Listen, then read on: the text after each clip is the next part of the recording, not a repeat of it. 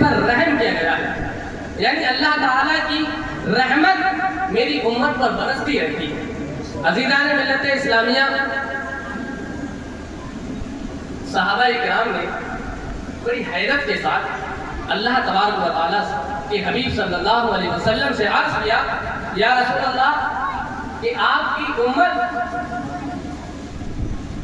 آپ جب تک کوئی انسان نیکیاں کرتا ہے تو تب تک تو سمجھ میں آتا ہے کہ ہاں اس پر رحم، لیکن نیکیاں نہیں کرتا اور پھر انتقال کر جاتا ہے تو یہ سمجھ میں نہیں آتا کہ یہ امت مرحومہ امت ہے اور قابل رحم امت ہے۔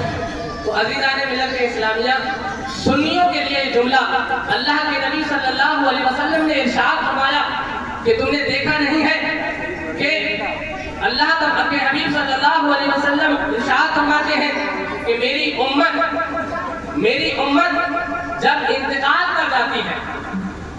انتقال کر جاتی ہے تب وہ کوئی انتقال کرنے کے بعد قبر میں نہ کوئی وہ نماز پڑھتا ہے، نہ کوئی زکوٰۃ دیتا ہے، نہ کوئی صدقہ اور خیرات کرتا ہے، کوئی عمل نہیں کرتا، لیکن میری امت قابل رحم اس لیے ہے کہ مرنے والا اپنے گھر والوں کو چھوڑ کر کے گیا ہے، اپنے اعزاء اقارب کو چھوڑ کر کے گیا ہے، اپنے بھائی اور بہن کو چھوڑ کر کے گیا ہے، اپنی اولاد کو چھوڑ کر کے گیا ہے۔ جب یہ اولاد اس مرحوم کے لیے دعائے مغفرت کرتی ہے تو میری امت کے کوئی بھی فرد جب اس کے لیے دعائے مغفرت کرتا ہے تو اللہ تبارک و تعالیٰ اس دعائے مغفرت کو اس بندے کے لیے پہنچا دیا کرتا ہے، اس کی وجہ سے اللہ تعالیٰ اس کی مغفرت کرتا ہے۔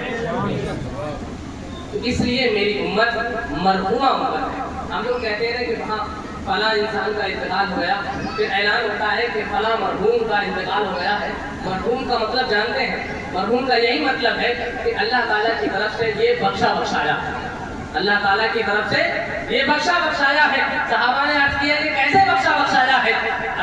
اللہ کے حبیب نے ارشاد فرمایا کہ دنیا کے اندر اس نے اعمال کیے، نیک اعمال کیے، اس کا اجر اس کو ملتا رہے گا، لیکن جب یہ انتقال کر جائے گا، اپنے گھر والوں کو یہ چھوڑ کر انتقال کیا ہے، اپنے اعزاء اقارب کو چھوڑ کر کے گیا ہے، اپنے بچوں کو، بیوی بچوں کو چھوڑ کر کے گیا ہے، لیکن جب یہ بچے، جب یہ اولاد، جب یہ اعزاء اقارب اس کے لیے ہاتھ اٹھائیں گے، جب ہاتھ اٹھائیں گے، اللہ تعالیٰ ان کی دعاؤں کو بھی اس کے حق میں قبول فرمائے گا اور اس کی وجہ سے ان کی مغفرت۔ اس لیے یہ امت مرحومہ۔ عزیزان ملت اسلامیہ، اللہ کے نبی صلی اللہ علیہ وسلم نے ارشاد فرمایا کہ قبر میں کوئی چیز انسان کے کام نہیں دے گی، کوئی بھی چیز انسان کے کام آنے والی نہیں۔ اگر کوئی چیز انسان کے کام آنے والی ہے تو وہ صرف اور صرف ہمارے نامۂ اعمال ہے۔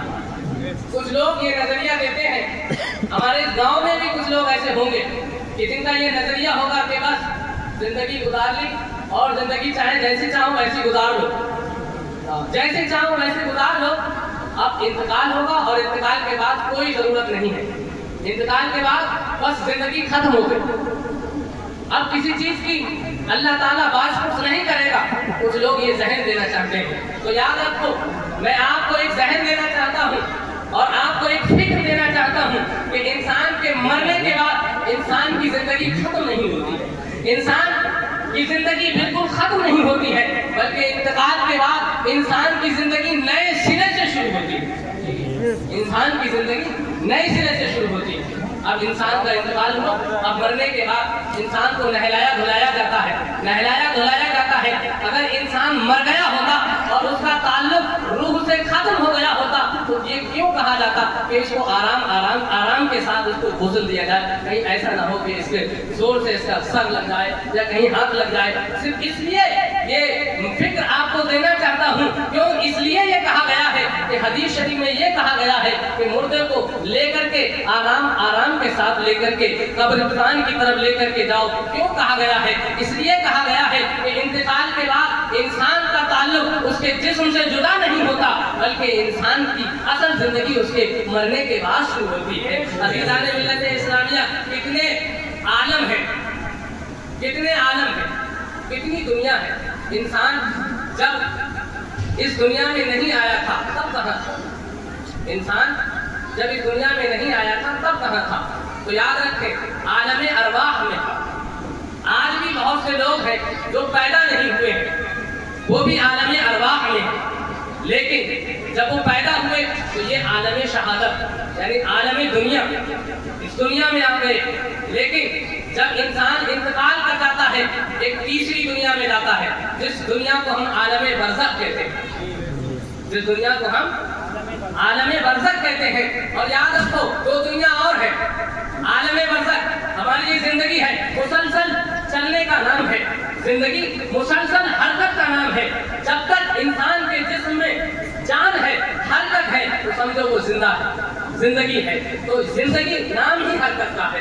آپ عالم ارواح میں تھے، آپ وہاں بھی نہ رکے، آپ اپنی ماؤں کے ذریعے سے، اپنے والدین کے ذریعے سے آپ اس دنیا میں آ گئے۔ اس دنیا میں بھی آپ رکنا گوارا نہیں کیا، کیونکہ یہ دنیا وقتی دنیا ہے، اس دنیا سے سب کو جانا ہے۔ عزیزان ملت اسلامیہ، اس لیے کوئی مسلمان یہاں نہ ٹھہرا، بلکہ مسلمانوں کا انتقال ہو، انسان کا انتقال ہوتا رہا۔ آپ پہنچ گئے عالم قبر میں، عالم برزخ میں پہنچ گئے۔ آپ وہاں بھی مسلسل رہنے والے نہیں ہیں، دائمی طور پر آپ وہاں رہنے والے نہیں ہیں، بلکہ ایک عالم پھر آنے والا ہے۔ آپ قبر سے اٹھائے جائیں گے، ایک دوسرے عالم میں پہنچیں گے، وہ عالم عالم حشر ہے، حشر کے میدان میں آپ پہنچیں گے۔ پھر اس کے بعد ایک اور عالم آنے والا ہے، جس کے بعد کبھی اس عالم کے بعد پھر چلنا نہیں ہوگا، اس عالم کے بعد پھر پھرنا نہیں ہوگا، پھر اس کے بعد یا تو آپ کو جنت میں جانا ہوگا اور یا پھر آپ کو جہنم میں جانا ہوگا۔